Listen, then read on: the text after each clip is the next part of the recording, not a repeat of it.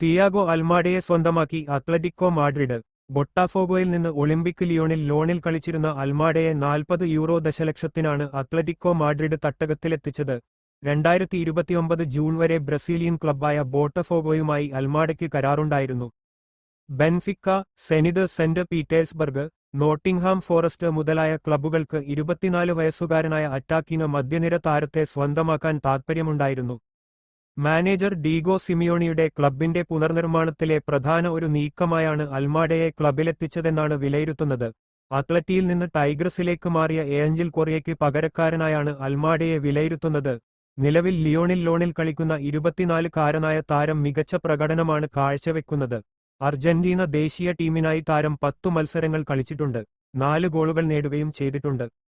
അലക്സസ് ബെയ്ന, മാറ്റിയോ റുവശേരി എന്നിവരെയും summer transfer വിൻഡോയിൽ Atletico Madrid sign ചെയ്തിട്ടുണ്ട്.